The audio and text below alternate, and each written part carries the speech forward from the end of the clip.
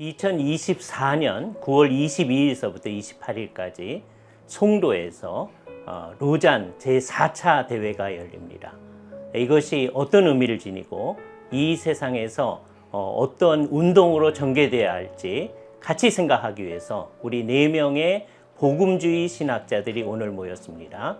이제 이 귀하신 분들을 모시고 우리들이 로잔 대회에 대해서 생각을 해보도록 하겠습니다. 먼저 1974년도 처음으로 로잔 대회가 있게 되어졌는데요. 그 일이 어떻게 있게 되어졌는지, 그것의 의미가 무엇인지 우리 이은성 교수님께서 먼저 잠깐 얘기해 주실까요? 아마 이 로잔이 1974년에 시작된 데는 아마 WCC가 1973년도에 그 방콕에서 선교 모라토리움을 선언한 것이 중요한 계기가 되었던 걸로 보여집니다. 결과적으로 복음주의권에서 가장 소중하게 여겼던 것이 예수님의 땅끝까지 복음을 전하라고 하는 그 명령에 따라서 복음을 전하는 것인데, 선교를 유예하겠다라고 하는 건 더 이상 이제 선교를 안 하겠다는 거니까 여기에 대해서 우리가 각성을 해서 이제 분발해야 되겠다 하는 생각이 있었던 걸로 보여집니다. 그와 함께 또 생각해 볼 수 있는 것은 이미 1910년도에 그 에딘버러 대회가 열렸을 때, 그리고 선교사들이 다시 이제 연합을 해서 이 세대 안에 전 세계 복음을 전하자 했는데, 이분들이 결국은 1961년도에 WCC하고 연합을 하면서 결과적으로는 복음주의권 선교사님들이 연합된 모임이 없는 이제 그런 상태가 되어진 것이죠. 또 그런 가운데 결과적으로 그 복음을 전하는 데에만 열중하다가 보니까 사회적인 문제에 대해서 너무 소홀히 한다 하는 이런 또 비판이 제기되었던 것으로 보여집니다. 그래서 1974년도 로잔에 복음주의권에서 가장 유명했던 빌리 그레이엄 목사님하고 성공회의 존 스타트 목사님을 중심으로 복음주의 세계권에 한 2,700명 이상의 그 신학자들이 다 모여서 앞으로 우리가 어떤 방향으로 선교를 해야 정말 성경적인 선교 운동이 될 것인가 하는 것을 결정하기 위해서 모였던 것이 바로 로잔 대회였던 것으로 보여집니다. 예. 1974년도 스위스 로잔에서 제1차 대회가 모인 배경을 얘기해 주셨는데요. 혹시 그거 관련해서 좀 더 덧붙이실 말씀이 있으신가요? 무엇보다도 로잔 대회는 복음주의에서 시작된 그 운동이라고 하는 것을 기억할 필요가 있습니다. 사실 이 당시에 세계 기독교의 흐름을 3가지로 설명할 수 있는데, 하나는 진보주의적인 WCC 흐름이 있고, 또 하나는 근본주의적인 ICCC라고 하는 또 다른 흐름이 있습니다. 이 진보적인 WCC 운동은 전도란 결국 인간을 해방시키는 것이다. 눌린 자로부터 벗어나는 거니까 게릴라를 지원하고 그래서 혁명을 주도하고 이것이야말로 구원이 아니냐. 특별히 이것이 이제 60년대 후반에 베트남 전쟁을 반대하는 반전운동과 맞물리면서 큰 흐름으로 등장하게 되는 거지요. 또 다른 한편에서는 이런 그 WCC를 중심으로 하는 운동이 너무 진보적이고 기독교 본질을 위태롭게 한다고 그래가지고 우리는 세상과 타협하지 말고 오직 우리 마음 맞는 사람들끼리 모여가지고 운동이 있었어요. 그걸 ICC 운동이라고 그러는데, 타협이 아니라 분리, 이것을 아주 중요하게 생각을 하고 있습니다. 아이러니한 것은 이 ICC 운동이 세계 다른 나라에서는 큰 영향을 미치지 못했지만 우리나라에서는 큰 영향을 미쳤습니다. 왜냐하면 60년대, 70년대에 소위 공산주의가 등장하니까. 근데 ICC는 분명하게 공산주의에 대해서 반대를 얘기했거든요. 전체 세계 그림으로 볼 때에는 WCC가 세계교회를 주도하고 있었고, 거기에 대해서 ICC가 극단적으로 반대하고 있었는데, 그 복음주의는 복음을 전하기 위해서는 약간의 생각이 다를지라도 우리가 서로 이해하고 합력해서 복음을 전하는데 힘써야 된다. 특별히 여기 복음은 뭐냐면 예수 그리스도를 믿음으로 말미암는 구원, 이것이 하나님께서 우리 교회에게 맡기신 사명인데, 이것을 제대로 설명하지 않고 이 사명을 제대로 감당하지 않는다면 우리는 기독교라고 말할 수 없다. 이것을 기치로 해서 현재 일어나고 있는 여러 가지 문제들을 설명해 보자. 그래서 사실 1974년에 이런 노잔 대회가 나왔다고 하는 것은 진보적인 질문 혹은 근본주의적인 질문들을 복음주의적으로 성서제에 기반해서 어떻게 여기에 대답을 줄 것인가. 그래서 교회를 위해서 어떠한 가이드라인을 마련할 것인가.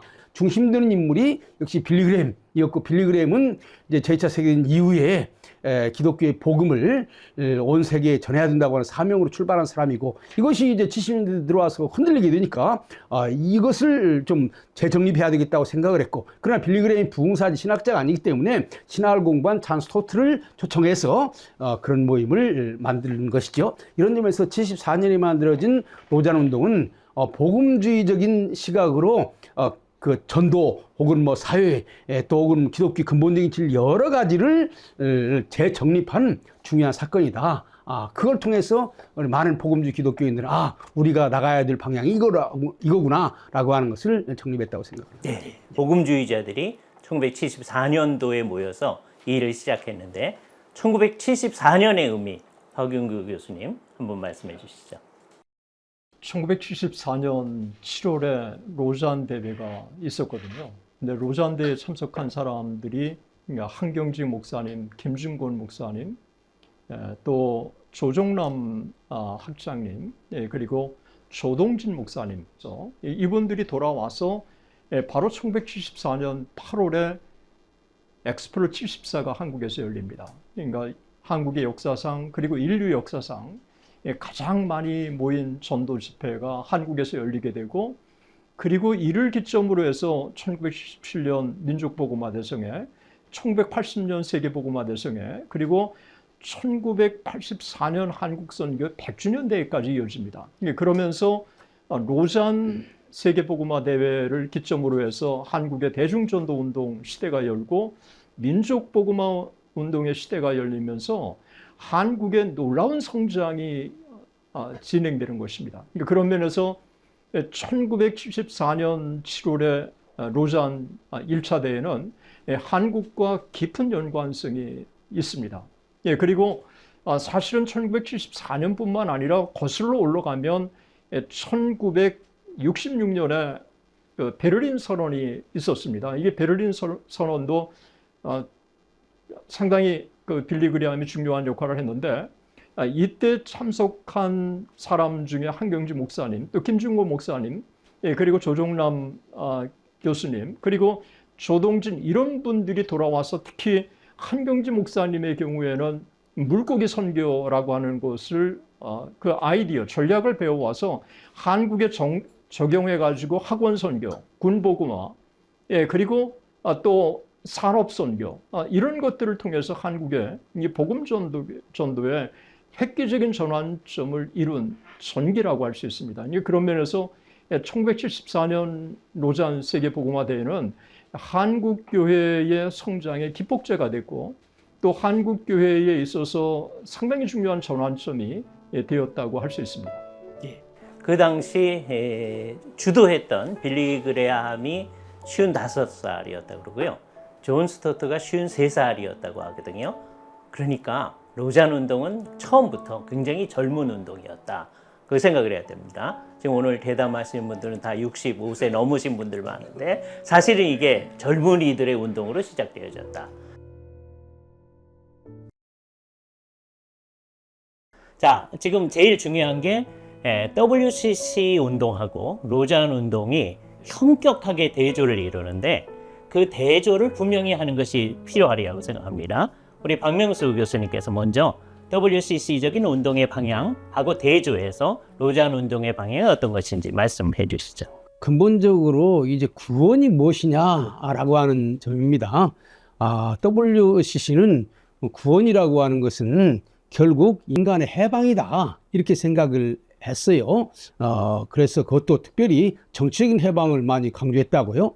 그래서 60년대, 70년대 전 세계적으로 소위 제3세계에서 민족운동이 많이 일어나는데, 거기에 참여해서 활동하는 것을 구원이라고 그러고, 또 훨씬 많은 돈이 거기에 들어갔습니다. 여기에 비해서 로잔 운동은 구원이라고 하는 것은 예수 그리스도를 통해서 우리가 죄사함을 받고, 그리고 이제 이것과 연장선상에 있어서 WCC는 구원의 핵심을 해방이라고 보기 때문에 죄에서의 해방 혹은 하나님과의 바른 관계, 이런 것들은 별로 중요하지 않은 데 비해서 이 로잔 운동은 구원이라면은, 교회가 해야 될 가장 중요한 일이라면은 일차적으로 영혼 구원하는 것이고, 그 다음에 영혼 구원하는 사람은 세상에서 빛과 소금의 역할을 감당해야 되기 때문에 사회 참여를 우리가 해야 된다. 이런 점에서 이제 WCC와 이 도자운동은 다른 것입니다. 물론 이것은 그 다른 측면, ICCC랄지 근본주의와 다른 측면도 있는데, 근본주의는 세상을 완전히 무시하고 오직 세상과 분리해서 우리끼리 가면 된다 이런 생각을 한 데 비해서 노자는 우리의 가장 중요한 일은 영혼 구원이지만은 동시에 우리는 이 세상에서 빛과 소금으로서 하나님의 사명을 감당해야 된다. 이렇게 생각한다는 점에서 말하자면 ICCC하고도 차별이 있다. 이렇게 생각할 수 있습니다. 그러니까 구원관에 있어서 그리고 선교에 대한 이해에 있어서 완전히 다르다라고 한 걸 명확히 하셨습니다. 박영 교수님 혹시 더 붙일 말씀 있으시죠? 맞아요. 1974년의 로잔 대회의 핵심은 복음 전도와 사회적 책임입니다. 예, 그러면서 복음 전도의 중요성 그리고 사회적 책임의 이 중요성, 이 둘을 아주 동시에 선교에 있어서 중요하다고 선포하면서도 복음 전도의 우위성을 분명하게 드러낸 게 1974년의 로잔 대회라고 할 수 있습니다. 그런데 왜 복음 전도가 그렇게 중요하냐고 했을 때 WCC가 주장했던 당시의 하나님의 선교, 이 개념, 그래서 하나님이 하시는 것들은 모든 게 선교라고 하는 이 개념에 있어서는 역사적인 선교라고 하는 것은 교회가 미전도 종족에게 선교사를 파송해서 복음을 전하는 것으로 선교의 개념을 이해한 것입니다. 그런 면에서 복음 전도의 여전히 중요성을 강조한 것이라고 볼 수 있고요. 그 다음에 사회적 책임이라고 한 부분에 있어서는 사실 복음주의 교회가 그동안에 사회적 책임을 충실하게 감당하지 못했기 때문에 사회적 책임의 중요성을 환기시키는 의미도 있지만 근본주의자들은 분리주의적인 사고를 갖기 때문에 상당히 연합에 대해서 부정적입니다.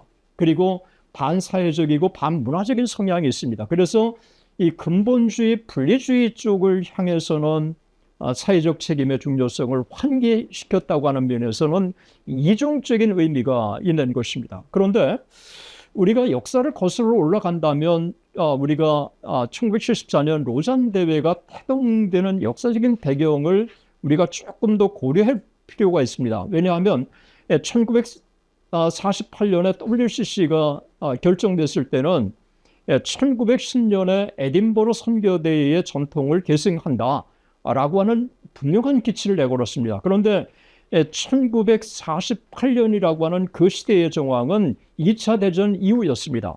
그렇기 때문에 2차 대전 이후였기 때문에 공산주의와 자본주의가 보이지 않는 아주 깊은 긴장 관계가 있을 때였습니다. 그런데 대부분이 주도한 사람들이 서구교회 지도자들이었기 때문에 1948년에 WCC가 처음 창설됐을 때는 공산주의에 대한 반대 기치를 아주 분명하게 내걸었습니다.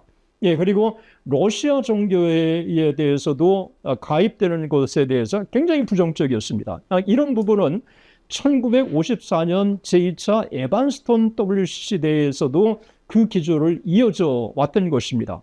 그런데 이런 기조가 1961년에 뉴델리 총회 때 러시아 정교회를 받아준 것입니다. 그리고 3차 WCC 대회에 있어서는 분명하게 입장을 정리하기를 자본주의를 지지하는 것도 아니고 공산주의를 지지하는 것도 아니고 우리는 중립적이라고 하는 입장을 천명하면서도 사실은 뚜껑을 열면서 볼 때는 이 친공적인 이쪽으로 기울기 시작한 것입니다. 그러면서 미국이나 서구의 교회들은 굉장히 우려를 하기 시작을 했고 실제로 1961년 뉴델리 총회 이후에 이 공산주의에 대한 성향들이 WCC 안에 기조가 강하게 등장하기 시작했고 이러면서도 남미의 해방신학을 받아들이게 되고 그러면서 하나님의 선교가 이 영혼의 구원이라고 하는 측면보다는 사회, 물리, 이런 정치적인 이런 압박에서의 해방으로 이렇게 해방의 개념이 바뀌기 시작한 것입니다. 이런 부분들에 대한 굉장한 우려가 1966년에 위튼 선언에서 모인 자들이 이 부분을 분명하게 한 거고 그리고 1966년에 베를린 선교대회에 모인 사람들도 이 부분을 분명히 한 것입니다. 선교라고 하는 것은 교회의 선교여야 하고 미전도 종족에게 복음을 전하는 이 전통적인 선교에 대해서는 분명하게 이 시대에서도 여전히 필요하고 강조되어져야 한다고 하는 게 바로 로잔의 기조라고 할 수 있습니다. 그러나 그동안의 사회적 책임에 대해서 소홀히 했던 부분에 대해서는 반성하는 차원에서 1974년에 복음 전도와 사회적 책임 이 둘에 대한 것들을 선명하게 기치를 내걸었다고 그렇게 평가할 수 있는 것입니다. 그런데 1974년에 로잔 1차 대회가 있고 1989년에 2차 마닐라 로잔 대회가 있고 2010년에 케이프타운의 3차 로잔 대회가 진행되면서 복음 전도보다는 사회적 책임 쪽을 강조하는 방향으로 흘렀다고 하는 이런 비판과 우려가 있었던 게 사실 그동안에 있었던 진행 과정이라고 그렇게 우리가 평가할 수 있습니다. 예, 과정은 이따 조금 더 생각을 해보기로 하고 이 교수님 조금 더. 그러니까 뭐 거기서 가장 중요한 것 중에 하나 또 우리가 기억해야 될 건 성경관의 차이를 좀 명확하게 지적을 해야 될 것 같습니다. 그러니까 WCC 쪽에 있는 분들은 뭐 성경의 그 영감성, 하나님이 정황보원 하나님 말씀이다 하는 거에 대한 강조점이 없고, 그리고 복음주의자들은 결국 우리가 그 복음 선교하는 모든 것도 성경의 하나님의 말씀이고 명령이기 때문에 그렇다라고 하는 측면에서, 그리고 WCC하고의 차이점에서 가장 중요한 건 이 복음주의 진영은 성경을 하나님의 말씀으로 온전하게 믿겠다 라고 하는 점이었고, 이제 또 하나의 문제는 이미 1961년도부터 뉴델리에서 생겨난 것이 타 종교하고 대화를 하겠다 하는 것에서 그분들이 타 종교에도 진리가 있을 수 있다 하면서 그런 흐름으로 흘러갔고, 뭐 오늘날도 가장 논란이 많은 종교 다원주의적인 색채를 띠는 그런 면으로 가는 것이 우리하고의 가장 큰 중요한 차이점이 아닌가 이렇게 말씀드리고 싶습니다. 예, 매우 중요한 점을 얘기해 주신 것 같습니다. 성경관의 차이, 그리고 종교다원주의가 WCC 안에서는 굉장히 많이 나타나고 있다라고 하는 걸 분명하셨어요. 박 교수님 좀. 맞습니다. 1974년에 로잔 이 언약에 보면 그 성경이 오류 없는 정확한 정황무한 하나님의 말씀이다라고 하는 것들을 선명하게 내걸었습니다. 그러니까 1974년에 그 이미 로잔 언약의 성경의 무호성을 천명했다고 하는 것은 1978년 그 시카고 선언의 세계 성경 무호 선언의 성경의 무호성을 천명하는 데 있어서 상당히 중요한 분위기를 형성하게 되었고, 그리고 성경의 권위에 대한 이 회복이 복음주의 안에 일어나면서 전 세계의 복음주의의 성경의 권위를 상당히 중요하게 여기는 그런 운동이 이 로잔 언약의 기초에서 굉장히 전국뿐만 아니라 세계에 지대한 영향을 미친 것이죠. 예. 그러니까 WCC는 1948년서부터 그때 총괄했던 비셜 후프트 같은 분이 이제 바르트의 제자였고, 그분이 바르트한테 이제 기조 강령 중에 하나를 맡기게 되죠. 그러니까 처음서부터 바르트적인 입장, 이건 후대에 나타나는 WCC 모든 문서에도 그렇게 나타나는데요. 대문자로서의 The Word of God, 하나님의 말씀, 그리고 소문자로서는 The Words of God. 그래서 성경 안에서 하나님의 말씀인 것과 아닌 것을 다 구별하기도 하고, 또 성경에 있는 모든 것들은 다 사람의 말인데 성령께서 역사하실 때만 그 순간적으로 하나님의 말씀이 된다라고 하는 바르트주의적 입장이 WCC 안에 있는 데 비해서 로잔은 1974년 처음서부터 아주 명백하게 정황무한 하나님의 말씀으로서의 성경을 명확히 했던 것이죠. 그리고 WCC 안에서는 종교다원주의적 분위기가 명확히 나타나는데, 로잔 운동은 종교다원주의를 처음부터 지금까지 배격하는 성격을 지니고 있었다는 것을 지금 잘 말씀해 주셨습니다. 자, 이제 로잔 운동이 1차 대회 이후에 2차, 3차, 그래서 이번에 한국에서 4차 대회가 있어지는데요. 그 과정을 한번 간략하게 한번 생각해 보죠. 박 교수님 한번 그 과정을 설명해 주시죠. 1974년에 로잔 언약, 그리고 1989년에 마닐라 선언, 그리고 2010년에 케이프타운 서약, 이렇게 사실 조금씩 용어가 다르지만 1차, 2차, 3차 이 로잔 대회에는 문서를 남겼습니다. 이런 로잔 문서는 로잔 운동을 이해하는 데 상당히 중요하다고 할 수 있습니다. 예, 제가 검토한 결과 1차, 2차, 3차로 진행되는 과정에 있어서 두 가지는 분명한 것 같습니다. 예, 성경에 대한 정황무한, 이 권위에 대한 것은 흔들리지 않고 지속되고 있다고 하는 사실. 예, 그리고 또 하나는 복음 전도의 중요성을 분명하게 선언하고 있다고 하는 부분은 너무 분명한 것 같습니다. 예, 그런데 1차, 2차, 3차의 진행 과정에서 제가 볼 때는 사회적 책임에 대한 강조를 더 확대하다가 보니까 이 사회적 책임이라고 하는 부분들이 타 종교에 대해서는 어떤 태도를 가질 것이냐라고 하는 이 부분으로 점점 더 좀 더 그 심도 있게 발전 쪽으로 논의하는 과정에서 우리가 과거에 WCC가 주장하는 거와 그러면 로잔이 주장하는 게 별 차이가 없지 않느냐라고 하는 그런 우려를 갖게 되는 그런 부분들이 특히 2010년 케이프타운 서약에 보면 있다고 볼 수 있습니다. 그 중에 하나가 분명한 게 타 종교에 갖고 있었던 종교의 자유를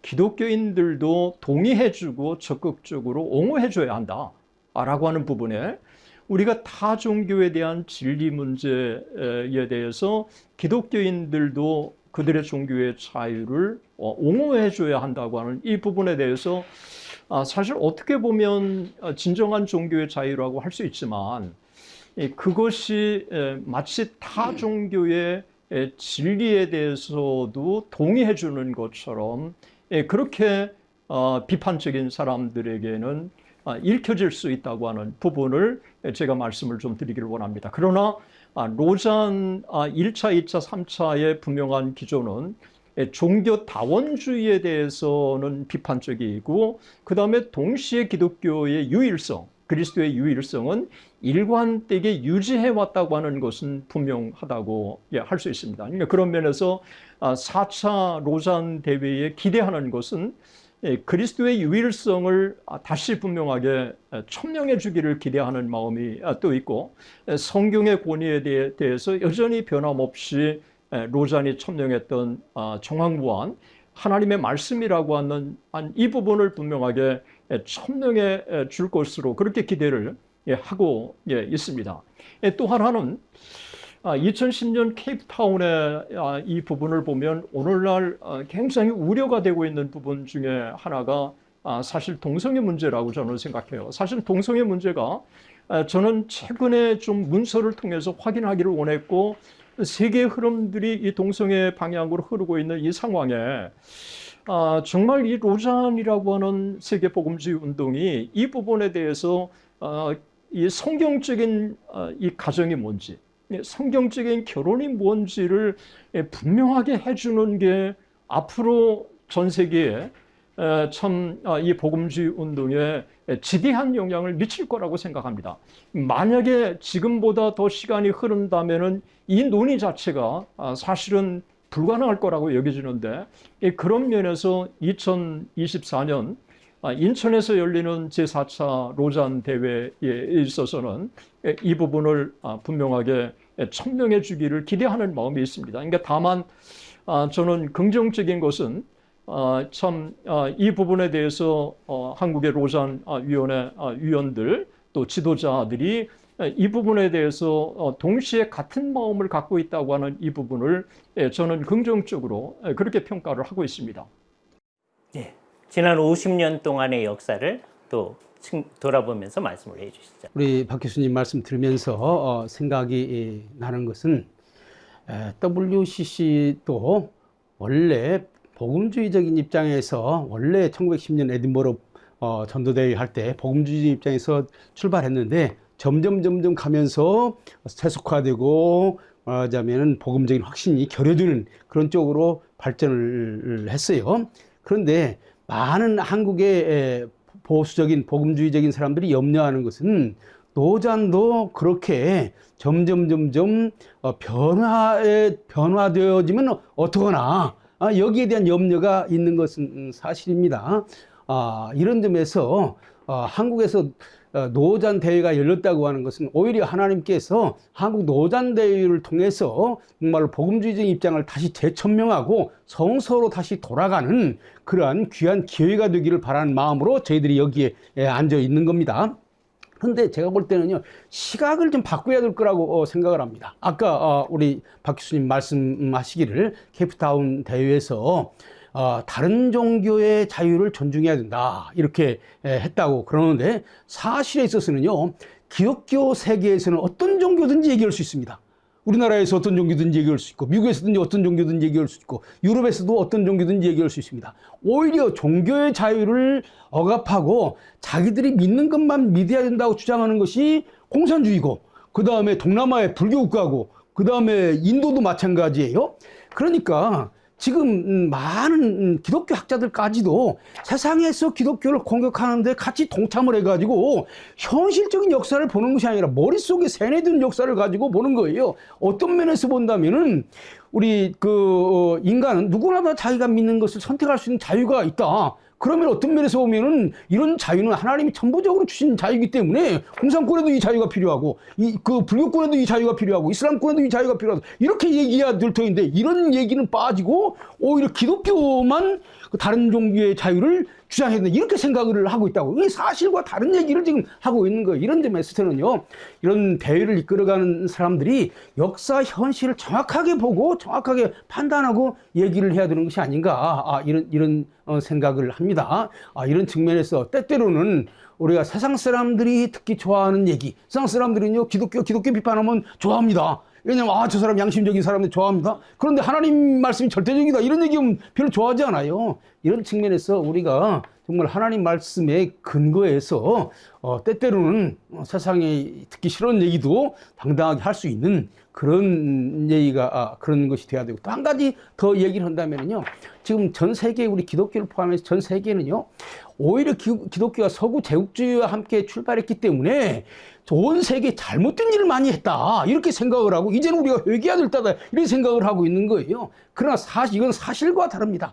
사실 기독교가 복음을 전하고 서구 문명이 오기 전에 인간은 더 계급적인 사회였고, 더 기아에 굶주리고 있었고, 더 여성은 차별받고 있었거든요. 그때하고 지금과 비교하면 엄청나게 발전했는데, 우리 기독교인들은 그냥 일반인들이 그렇게 말하니까 우리가 잘못했다 이렇게 얘기하고 마는 거예요. 실질적으로 기독교가 우리 근대 문화에 가져온 축복이라고 하는 게 어마어마하게 큰 것입니다. 이런 점에서 저는요, 기독교인들이 자신감을 가지고 스테이트먼트를, 우리가 전한 복음으로 인해서 세계는 보다 여성이 활발해졌고, 민주주의가 왔고, 환경도요, 사실 과학기술이 발전했으니까 이만큼 환경 보호 받는 것이지, 과학기술이 발전하지 않았으면 환경 보호 못 받는 거예요. 그래서 오히려 나 같으면 선언서에 우리가 복음을 전함으로 인해서 세상이 달라졌고, 이것이 기독교 복음의 덕분이다.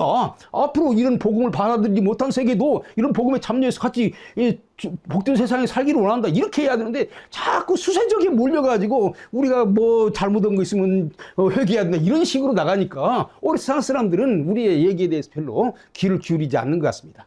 50년 동안의 복음주의적인 복음화 운동을 해온 로잔 언약의 역사, 다시 한번 이현성 교수님 덧붙일 거 있어요. 저 한마디만 더 제가 덧붙이고 싶은 건, 아마 로잔에 대한 우려가 생겨나는 거는 이제 복음주의자들이 분화되는 것에 대한 결과가 아닌가 싶습니다. 그러니까 제일 처음에 복음주의 하면 아까 말씀한 대로 성경이 하나님 말씀이다, 그리고 예수님께서 우리의 유일한 구인 주세주다 라고 하는 건 정말 보편적인 컨센서스였는데, 요즘 흔히 말하는 복음주의 좌파라고 그럴까요? 이런 분들이 생겨나면서 어떤 성경에 대한 권위도 좀 약화되어져 가는 분들도 있고, 아까처럼 사회적 책임에 대한 더 관심이 많아지면서 그쪽으로 기울어져 가는 그런 복음주의자도 생겨나다가 보니까, 결과적으로 처음에 갖고 있던 복음주의의 선명한 이 서술을 하기가 좀 어려워져서, 점점 이제 여러 사람의 의견을 모으다 보니까 이제 그게 점점 약화되어져 가면서, 아까 2010년도 그 케이프타운에서의 그런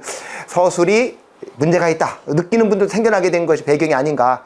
그래서 정말 우리가 50년 만에 한국에서 다시 열린다라고 하는 것은, 앞에 두 분 교수님도 말씀을 했지만 세계 복음주의의 방향을 다시 한번 처음의 정신, 성경이 하나님의 말씀이고 예수 그리스도가 유일한 구원자라고 하는 진리를 명확하게 밝혀서 세계 복음주의가 나아가야 될 방향을 밝힐 수 있는 좋은 기회가 된 것이라고 생각이 되어집니다.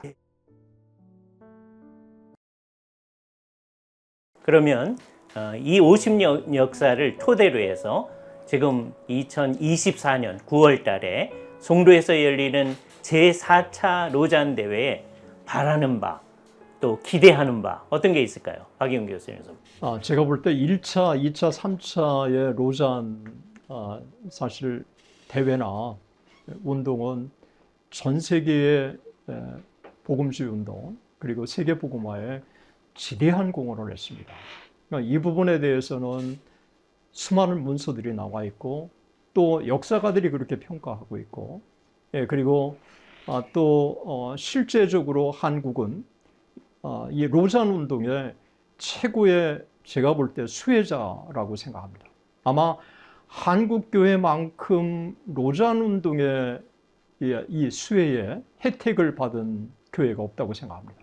왜냐하면 사실 로잔이 처음 태동되게 됐을 때부터 지금까지 한국 교회에 지대한 영향을 미쳤고 한국 교회는 세계 흐름 속에서 그런 지도자들의 영향을 받고 한국 교회가 놀랍게 성장하고 그리고 복음주의 운동이 정착되고 그리고 또 해외 선교로 이어지고 그러니까 그런 면에서 오늘날 한국 교회의 놀라운 복음주의 교회 성장은 로잔 운동에게 너무 큰 빚을 졌다라고 하는 것은 의심의 여지가 없습니다. 또 하나는 1차, 2차, 3차 이 로잔 운동이 변화를 거쳐왔지만 그러나 중심 기조는 흔들리지 않았다.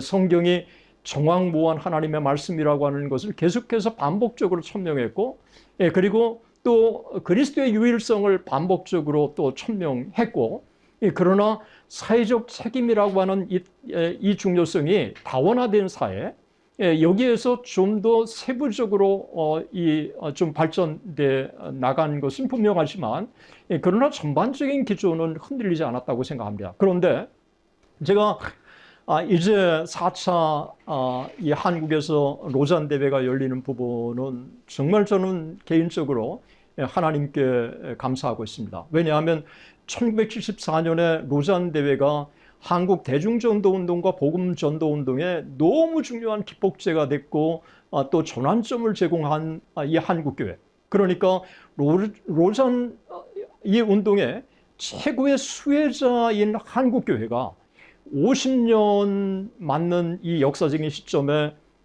이제 4차 대회를 한국에서 연다고 하는 것은 이제 한국교회가 이 로잔 운동의 수혜자라면 이제는 세계의 로잔 운동의 확산을 위해서 기여자로 이렇게 새롭게 전환되어져야 할 때가 아닌가 그렇게 생각을 합니다. 전 세계적으로 한국 기독교만큼이나 복음주의 정신이 강한 교회는 없다고 생각합니다. 사실 한국에 뭐 에큐메니컬 운동의 영향도 있고 또 뭐 종교다원주의를 주장하는 일부 학자들도 있지만 제가 볼 때는 전반적인 기조는 복음주의 흐름이 아주 상당히 강한 것입니다. 기도를 강조하고 또 주일 예배를 강조하고 그러면서도 여전히 우리가 정말 나라와 민족을 위해서 기도하고 이런 부분들에 있어서는 한국 기독교는 복음주의적인 참 이 색깔이 강한 교회라고 할 수 있습니다. 그렇다면 이런 50년 만에 맞는 이 로잔 이 대회가 한국에서 열린다면 한국의 이와 같은 복음주의 스피릿이 이 4차 로잔 대회를 통해서 세계를 향해서 나가야 하지 않을까. 그래서 1차 때 가졌던 이 복음전도와 사회적 책임이라고 하는 이 기조를 새롭게 이 4차에 확인하고 그래서 한국 기독교의 이 최고의 수혜자인 그래서 정말 한국교회 이 복음전도와 사회적 책임을 통해서 이렇게 놀랍게 세계의 기적을 이룬 한국교회가 이제는 세계적인 책임을 감당해야 하지 않을까. 저는 이 글로벌 책무라고 하는 게 이 4차 로잔 대회에 재확인하면 좋겠다. 그리고 정말 저는 개인적으로 감사한 게 마이클 오 2013년 3월 1일부터 11년 동안에 세계 로잔 운동을 이끌고 있는 세계 로잔 운동의 총재가 재미교포이기도 하고, 이번에 또 참 한국 로잔 위원회 공동위원장으로 이재훈 목사님 역시 동성애를 반대하면서 복음주의 이 기치를 분명하게 내걸고 있는 이 시점에 또 한국교회가 이와 같은 이 4차 대회를 한국에서 여는 이와 같은 상황에 저는 4차 로잔 대회가 정말 일각에서만의 축제가 아닌 한국교회 축제가 됐으면 좋겠어요. 그리고 한국교회가 이 4차 로잔 대회를 기점으로 해서 세계적인 책임을 다시 한번 확인하는, 그리고 4차 로잔 대회는 1차 로잔 대회의 정신, 복음전도와 사회적 책임을 재확인해서 세계를 향해서 이제 반세기 세계 복음화를 위해서 새롭게 다지는 그런 어떻게 보면 원년이 이번 4차 로잔 대회 동안에 이루어지면 좋겠다, 그렇게 생각합니다. 예. 이은성 교수님, 로잔대 4차 대회 바란다. 이 로잔 대회가 한국에 준 가장 저는 중요한 것이 연합정신이라고 생각을 합니다. 우리가 다 알다시피 해방이 되고 난 다음에 각 교단들이 다 분열하고 정말 어려움에 쌓여 있을 때 결국 로잔 대회를 중심으로 해서 교회가 다 서로가 교파를 넘어서 복음 전도를 위해서, 민족 복음화라고 하는 것을 위해서 단합할 수 있고 연합할 수 있다 하는 것이 바로 우리한테 준 최고의 선물이라고 말씀하셨는데, 또 지금 일각에서 우려하는 분들이 이제 그런 것들에 대해서 문제를 제기하고 있는데, 저는 이번에 이 4차 로잔 대회를 통해서 한국 교회가 정말 지금 각 교단 중심으로 돌아가는 어떤 그런 흐름도 있고, 정말 이런 응집력이 점점 약화되어져 가고 있는데, 다시 한번 연합을 하는 그런 기회가 되어야 된다. 우리가 복음주의에서 연합한다라고 그럴 때 모든 교리가 다 맞아서 연합하는 사람은 하나도 없습니다. 그러니까 우리가 각 교단의 특성은 얼마든지 살려서 정말 각 교단이 독자적으로 발전해 가되, 대한민국의 모든 교회들이 복음 전파를 위해서, 그리고 한국 사회의 성경적 사회적 책임을 위해서 우리가 단합해야 된다 하는 것이 이번에 다 같이 한번 공감대를 형성했으면 좋겠고, 그런 면에서 이번에 한국교회가 전체 제4차 로잔 대회에 같이 했으면 좋겠다 하는 생각이 들어가고요. 이미 세계 선진국가들은 다 동성애를 합법화시켜 버렸습니다. 근데 정말 그래도 선진국이라고 하는 나라 가운데 한국이 아직도 복음주의 세력이 그래도 강해서 이거를 차별금지법 제정을 지금 막고 있고, 오히려 이제 우리가 정말 세계에 다시 한번 그런 본을 보여줘야 할 텐데, 이번 로잔 대회 가운데에서 그 성경 말씀을 통해서 성경적 가정, 성경적 결혼, 그리고 동성애가 죄라고 하는 것이 명확하게 밝혀져서 정말로 이 성경적 복음 전파 속에서 다시 한번 건강한 가정이 살아나는 그런 기회가 되었으면 좋겠다는 소망을 가져봅니다. 이 교수님이 얘기하는 것에 대해서 전적으로 동감합니다. 하나는 동성애에 대한 명확한 입장을 밝혀달라고 하는 것이고, 또 하나는 연합운동을 긍정적으로 설명을 해서 한국교회가 하나 될 수 있도록 해달라고 하는 것을 요청하고 싶은데, 여기에 조금 더 부연 설명하면은 시대에 따라서 어떤 것이 복음주의고 어떤 것이 복음주의가 아니냐라고 하는 그 기준이, 그 아이템이 달라지고 있습니다. 지금은 동성애가 매우 중요한 이슈가 되어 있는 거예요.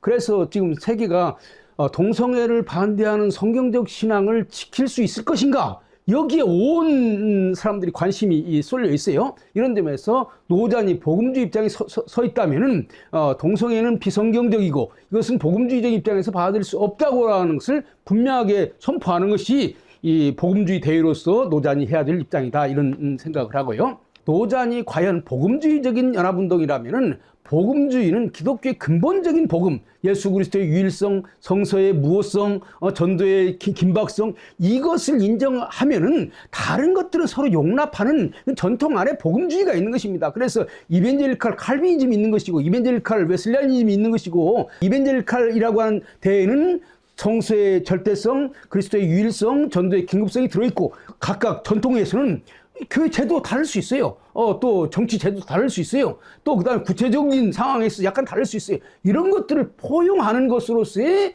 연합운동이라고 하는 것이 지금 세상이 얼마나 어렵습니까? 세상과 싸우려면 우리가 하나가 되지 않고서는 어려운데, 이런 점에서 각각 그 교파적인 차이는 접어두고 우리가 주장해야 될 기독교의 근본적인 교리적인 측면에서 하나가 되어서 세상을 향해서 나가야 된다. 하나 덧붙이고 싶은 것은 세계의 교회가 지금 어떤 방향으로 나가고 있느냐, 아프리카랄지 남미랄지 이런 쪽에 우리 개신교가 일부 상당히 부흥하고 있습니다. 그런 교회들이 상당히 다 성령운동을 통해서 부흥하고 있는 것이라고요. 그러니까 우리는 16세기 종교개혁을 통해서 주어지는 하나님 말씀에 대한 절대성, 그다음 18세기 웨슬리, 조지 필드, 조나단 에드워드 이런 사람들 전통으로 이어지는 경험에 대한 강조성, 이게 두 개가 합해져가지고 복음주의가 된 것이거든요.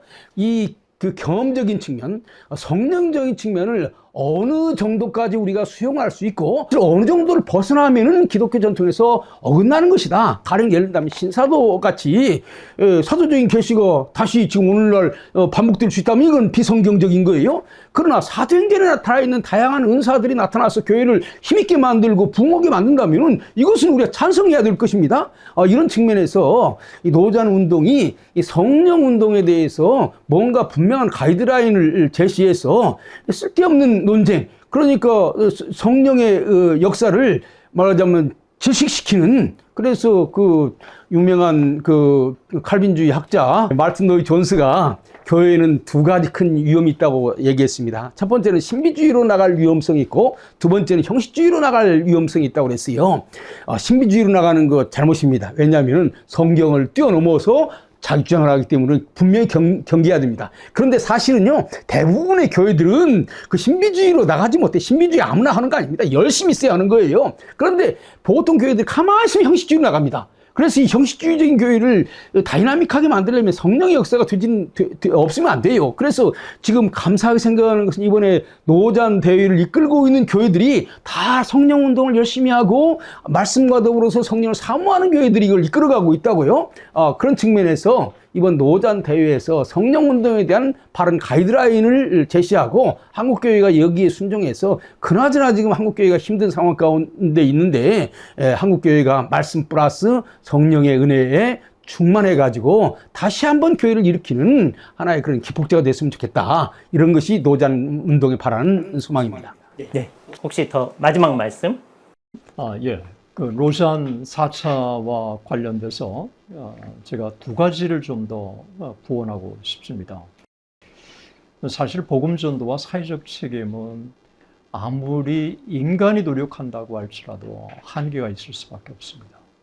성령 하나님께서 권능을 주셔서 증인이 되는 것이고, 또 성령 하나님께서 한 개인을 변화시킴으로 말미암아 정말 하나님을 사랑하고 이웃을 사랑하는 이와 같은 사회적 책임이 감당할 수 있는 것이기 때문에 정말 4차 로잔 대회는 사도행전에서 증거하고 있는 교회의 그 순수한 모습으로 돌아가서 우리가 성령의 권능을 우리가 사모하고, 또 성령의 권능 가운데서 우리가 증인으로 거듭나고, 또 사회적 책임도 정말 이 땅에서 충실하게 감당하는 이런 부분들을 새롭게 좀 정립하는 그런 4차 로잔 대회가 되었으면 좋겠고, 또 이 부분에 대해서 4차 로잔 대회는 많은 관심을 기울이고 있는 것을 보도를 통해서 발견할 수 있습니다. 그런 면에서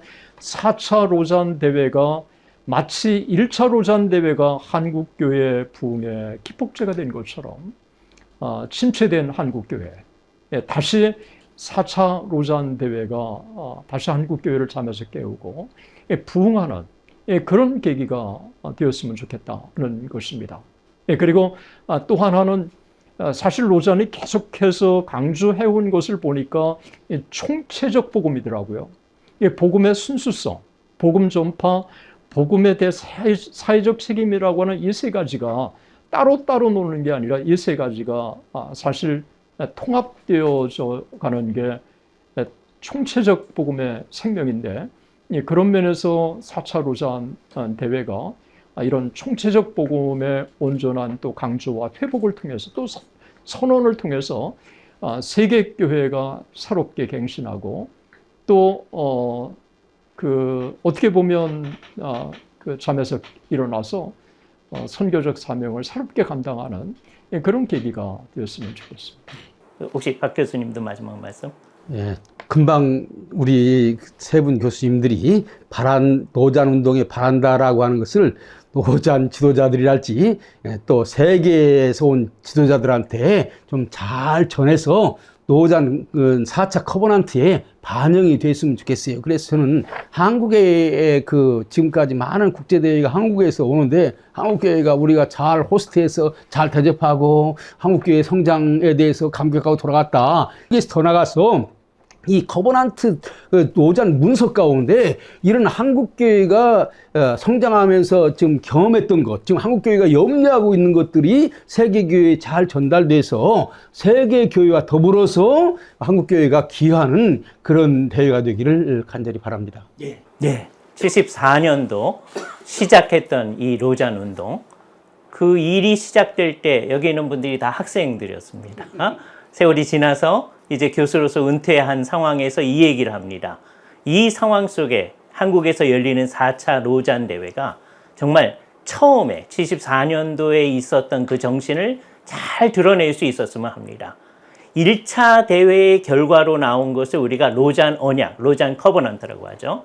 그 1항이 성경에 관한 거였고요. 정확무한 하나님의 말씀이다. 그 맨 마지막 항이 우리 주 예수 그리스도께서 인격적으로 재림하여 오실 것이다. 그때까지 우리가 이 복음화 운동을 계속할 것이다 라고 선언했었습니다. 이 처음 항과 마지막 항에 대한 강조점, 로잔 언약 전체를 여태까지도 로잔 운동은 잊어버리고 있지 않습니다. 만약 이 성격이 없어지면 로잔 운동이 이 세상에 있을 이유가 없는 것이죠. 그래서 첫 번째 했던 로잔 언약, 그리고서는 89년 마닐라 회의 결과로서 마닐라 매니페스토, 마닐라 선언을 했었죠. 그리고 2010년도 케이프타운 커미트먼트라고 했어요. 헌신이라고 말할 수 있겠죠. 그러면 2024년도 이번에 송도에서 모임을 마치면서 선언되어질 내용, 그 내용을 서울 선언 이렇게 얘기한다고 들었었는데 그 내용이 어떤 것일까? 첫 번째 게 커버넌트였다면 두 번째 게 매니페스토였죠. 세 번째 게 하나님 앞에 우리 자신을 헌신한다는 커미트먼트였습니다. 우리 모두가 하나님 앞에 설렌더, 항복한다고 하는 그 정신이 이번 로잔 대회를 통하여서 온 세상 가운데 선포되어질 수 있기를 바랍니다. 장시간 수고들 많이 하셨습니다. 감사합니다. 수고하셨습니다.